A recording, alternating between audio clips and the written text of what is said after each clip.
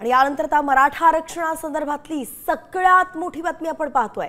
मराठ्यांना कोणतं आरक्षण देणार असा सवाल हायकोर्टाने सरकारला विचारलाय। एससीबीसी अंतर्गत मराठा समाजाला देण्यात आलेल्या 10% आरक्षणावरती सुनावणी झाली। आजच्या सुनावणी दरम्यान तर ही जी सुनावणी झाली होती त्या दरम्यान मराठ्यांना 2 आरक्षण असल्याचं कोर्टाने म्हटलं आणि या 2 आरक्षणापैकी नेमकं कोणतं आरक्षण ठेवायचंय याबाबत निर्णय घेतला जाईल का अशी विचारणा कोर्टाने केली आहे। राज्यात 28% मराठा त्यातलेच 25% गरीब असल्याचं महाधिवक्ता बिरेंद्र सराफ यांनी कोर्टाला सांगितलं। तर दरम्यान मराठा समाज मागास नाही असा युक्तिवाद प्रदीप संचेत यांनी कोर्टात केला। आता 4 ऑक्टोबरला हायकोर्टात पुढची सुनावणी आहे। मागासवर्ग आयोगाचे निकष जी जात मागास सिद्ध होईल तिला 50%च्या आत ओबीसी आरक्षणात घ्यावं लागतं।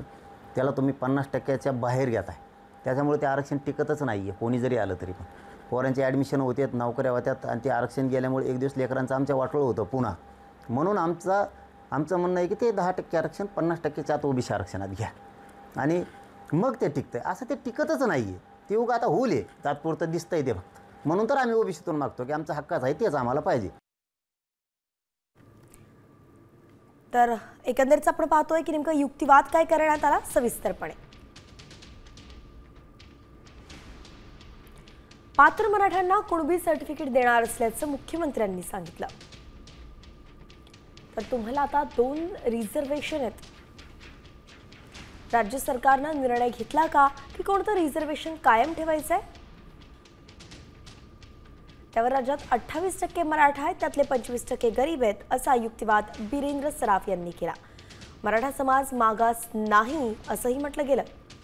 तर 70% मराठ्यांना शिक्षणासाठी फायदा आहे आणि 30% ओपन हे तुम्ही वारंवार अधोरेखित करतायत असं कोर्टाने म्हटलं। यावरती प्रदीप संचेती म्हणाले जयश्री पाटील यांनी पण मराठा मागासवर्गीय नाही हे डेटा दाखवून स्पष्ट केलंय। एकूण डेटा पाहता मराठा मागासवर्गीय असल्याचं दिसूनच येत नाही।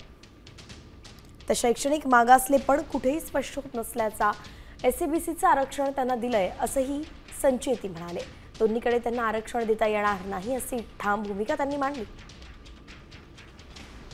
आता isakal.com आहे देशातील नंबर 1 ची मराठी न्यूज वेबसाईट। प्रत्येक अपडेटसाठी isakal.com ला नक्की भेट द्या।